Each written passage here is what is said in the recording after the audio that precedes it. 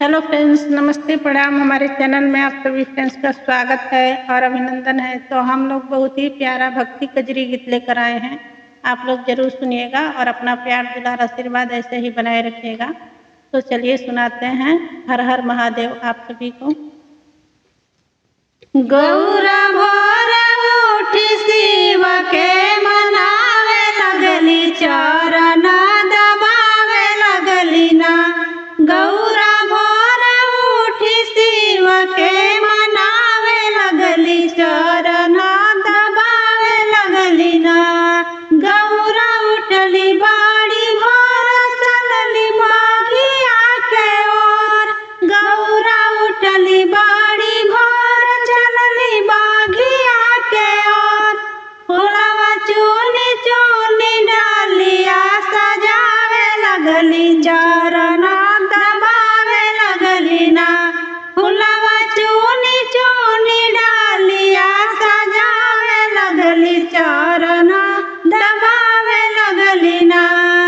गौरा भोर उठी शिव के मनावे लगली, चरण दबावे लगली ना। गौरा भोर उठी शिव के मनावे लगली, चरण दबावे लगली ना। गौरा उठली बाड़ी भोर, चलली गंगा जी के ओर। गौरा उठली बाड़ी भोर, चलली गंगा जी के ओर।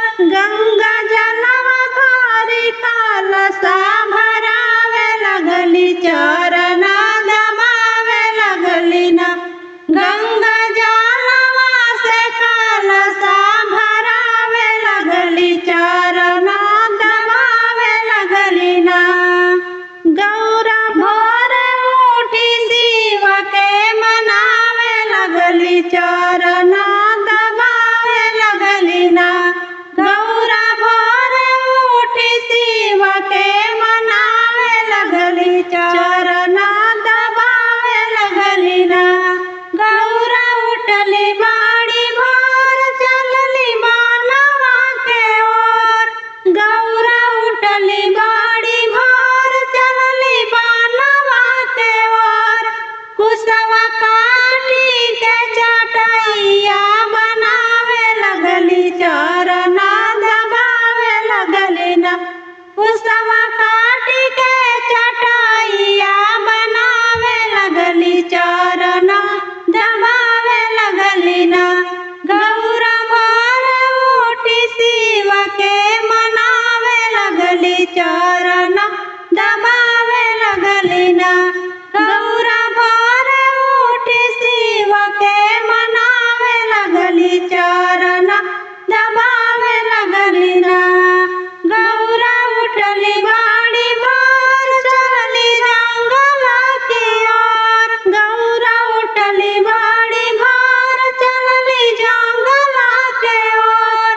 भंगिया धतुरवा तूरी थारिया सजावे लगली, चरण दबावे लगली ना।